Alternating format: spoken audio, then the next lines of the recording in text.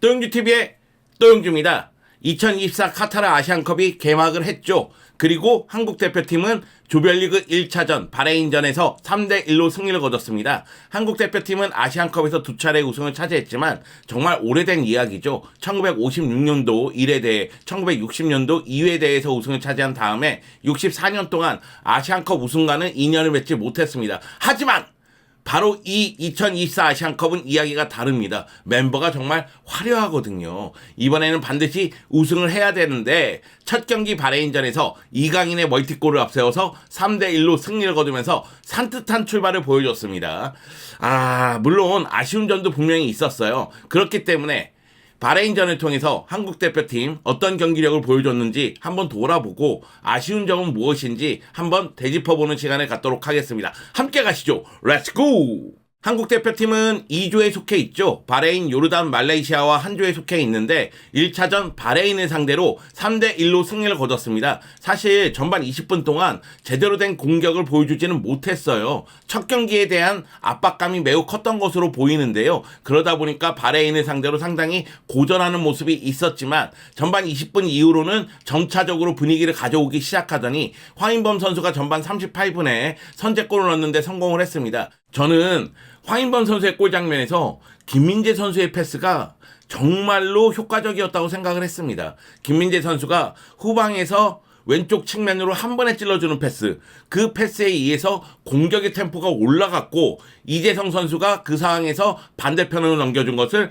황인범 선수가 원터치로서 마무리 짓는 모습이 나왔죠. 기선제압에 성공한 한국 같은 경우에는 전반전을 1대0으로 마감하긴 했지만 후반 6분에 알 하사시에게 동점골을 허용합니다. 문전에서 어수선한 상황이 발생을 했고요. 그 가운데 알 하사시에게 동점골을 허용하고 말았죠. 그래서 1대1 상황에서 어려운 경기가 되겠구나는 생각이 들 때 이강인 선수가 왼발을 번뜩이기 시작합니다.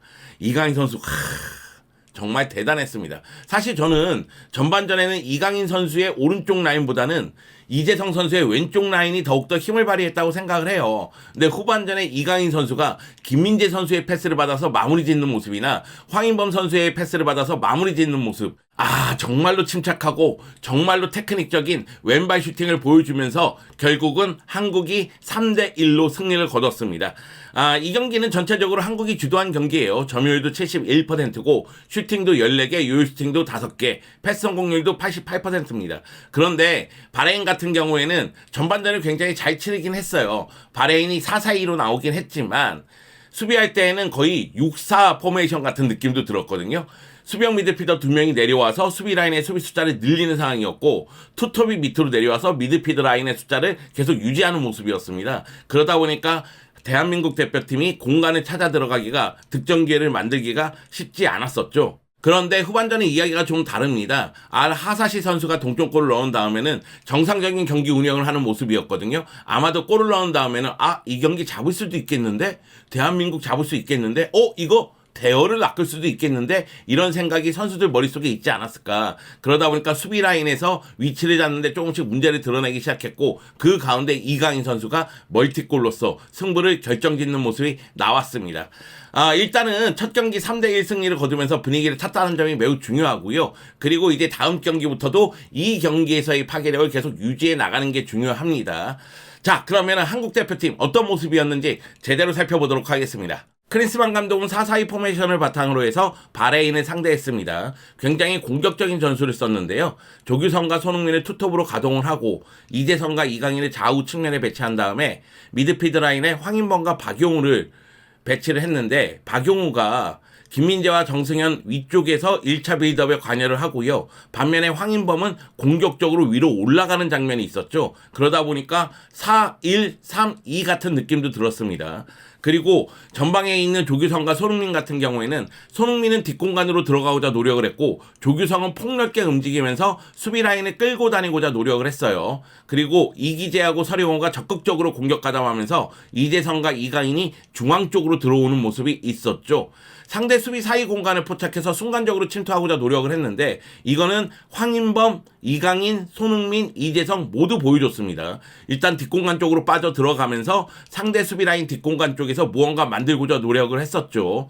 터치라인에서 공을 잡고 하프 스페이스로 침투하는 선수들을 지원하고자 노력을 했었는데 일단 터치라인에서 이재성과 이강인이 넓게 포진했다가 볼을 끌고 안쪽으로 들어갈 때 이기재하고 설효웅과 반대편에서 돌아 들어가는 그런 모습들이 나왔었거든요. 그러면서 득점 기회를 만들고자 노력을 했었고요. 이거는 어느 정도 효과를 봤다고 봐야 됩니다. 왜냐하면 첫 번째 골이 이재성 선수가 김민재 선수의 전진 패스를 받아서 결국 크로스를 올렸고 황인범 선수가 마무리 짓는 모습이 나오지 않았습니까? 그 정도로 측면 쪽에서 먼저 흔들고 중앙 쪽에서 만들고자 노력을 했습니다.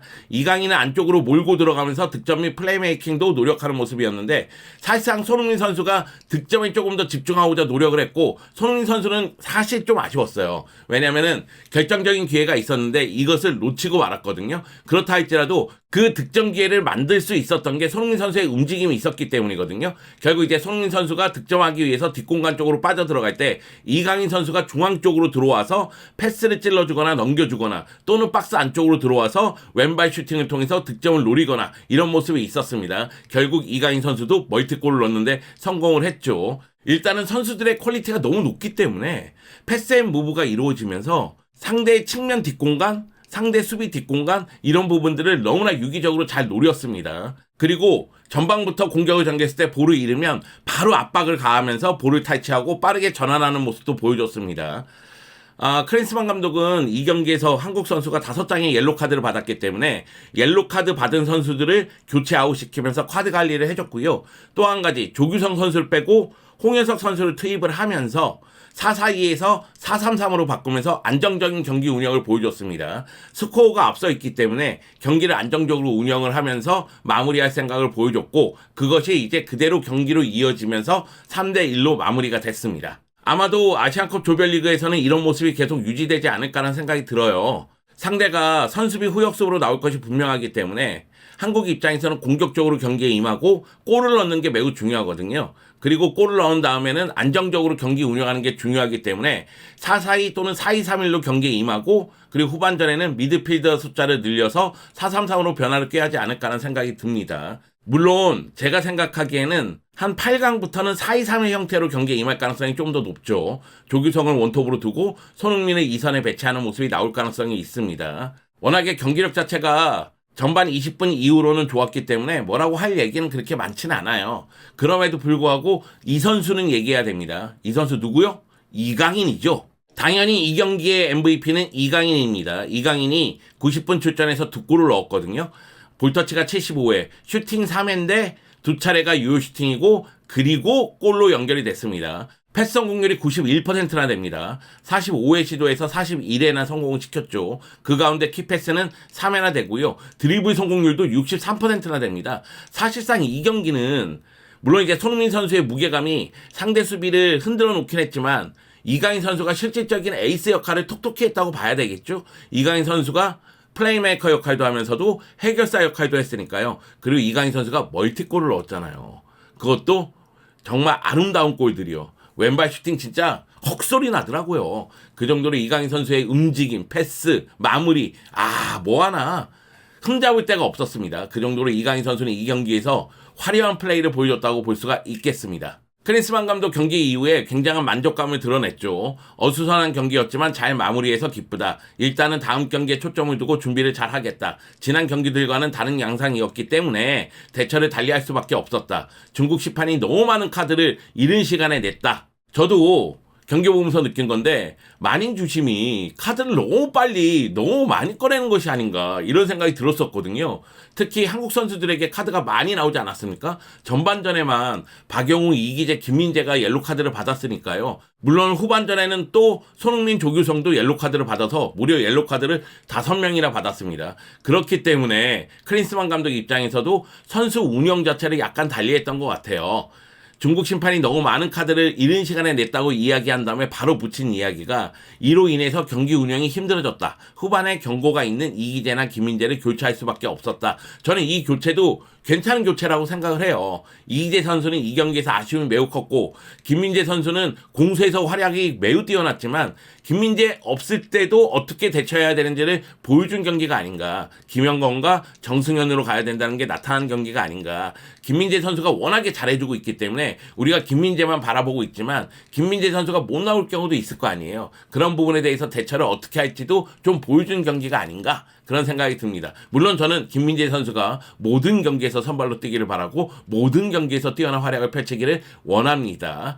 너무 무분별하게 카드를 줬다. 앞으로의 경기에 영향을 미칠 변수들을 줄이기 위한 선택이었다. 이런 이야기를 했습니다. 그러니까 경기가 좀 어수선했지만 잘 마무리했다. 3대1로 승리를 거뒀다. 근데 주심이 카드를 너무 꺼냈다. 그래서 선수 운영을 이렇게 할 수밖에 없었다. 앞으로 더 집중할 것이다. 뭐 이런 이야기 같아요. 크리스만 감독 입장에서도 첫 경기 3대1 승리는 나쁜 결과는 아니죠. 아니죠. 좋은 결과죠. 네, 일단은 산뜻한 출발을 보여줬으니까요.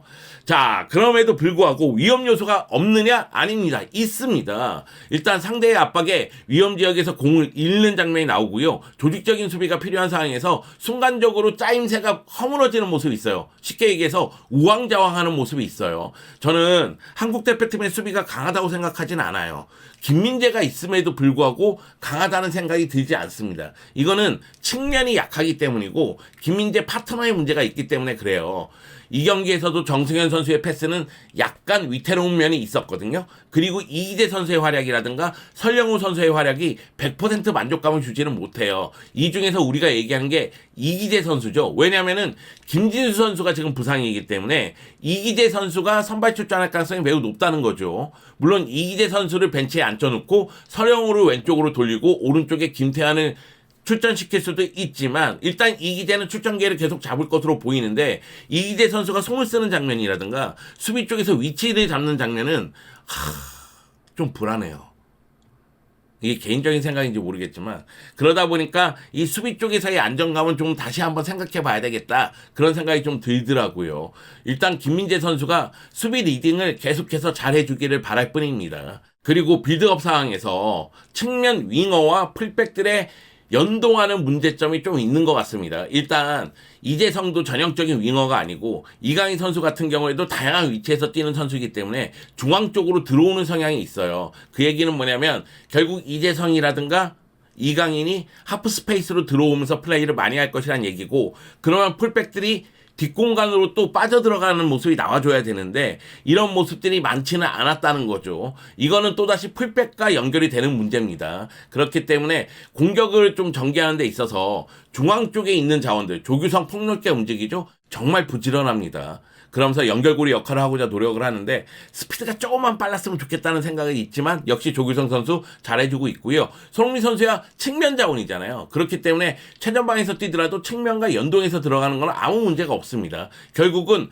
윙어와 풀백들이 어떤 식으로 공격을 전개시킬지 그런 부분에 대해서 패턴을 좀 짜놓을 필요성이 있어 보입니다. 그리고 베스트 11 의존도가 높기 때문에 주전 선수들의 카드 관리가 중요합니다. 그리고 베스트 11 의존도가 높기 때문에 주전 선수들의 경고 관리가 필요하다. 요 부분도 제가 생각하기엔 주심의 성향과 관련이 있어요. 아시안컵에서 주심의 성향을 파악하는 게 매우 중요합니다. 이번에 만인 주심의 판정이 논란이 됐잖아요. 후반 1분에 손흥민이 공과 상관없이 허벅지를 강하게 차였는데 상대 선수에게 카드가 주어지지 않는 장면이라든가 후반 39분에 손흥민이 팔꿈치로 얼굴을 가격당했는데 역시 상대 선수에게 카드를 주지 않는 장면. 그런데 한국 선수들은 카드가 빨리 나오면서 전반에만 3명이나 옐로 카드를 받았단 말이에요. 그렇기 때문에 만인 주심에 대해서 이거 오락가락하는 판정 아니냐, 형평성에서 지금 문제가 있는 거 아니냐 이런 이야기가 나왔는데 주심의 성향을 빠르게 파악해야 됩니다. 그러면서 카드 관리를 해야 돼요. 아시안컵에서 이 주심들이 워낙에 다양한 나라에서 와서 주심을 보기 때문에 주심의 성향을 파악하기가 쉽지 않겠지만 전반 20분까지는 주심의 성향을 확실히 파악하고 그리고 경기에 임하면서 카드 관리를 확실히 하는 그런 모습이 나왔으면 좋겠습니다. 자, 그러면 조별리그 남은 2경기 언제 펼쳐지는지 확인해 볼까요? 1월 20일 날 오후 8시 30분에 요르단과 2차전이 있고요. 1월 25일 오후 8시 30분에 말레이시아와 조별리그 3차전이 있습니다. 요르단과 말레이시아가 경기를 펼쳤죠. 그래서 요르단이 4대 0으로 승리를 거두면서 말레이시아보다는 한 수 위라는 걸 확실하게 입증을 했습니다. 다음 상대가 요르단인데 요르단이 말레이시아를 상대로 4골을 넣을 때 좌우 측면 공격이 굉장히 무서웠어요. 왼쪽에 마르디, 오른쪽에 알 타마리, 이 2명의 선수가 각각 멀티골을 넣었거든요. 이런 부분에 대해서 클린스만 감독이 준비를 하고 나와야 되겠죠. 자, 조별리그 경기들 또영지TV에서 라이브로 여러분과 함께 볼 생각입니다. 저와 함께 보세요. 자, 그러면 한국 대표팀 산뜻한 출발을 보여줬으니까 조별리그 그냥 달려나가자. 전승으로 가자. 파이팅 해주길 바라겠습니다. 64년 만에 우승해보자! 아자!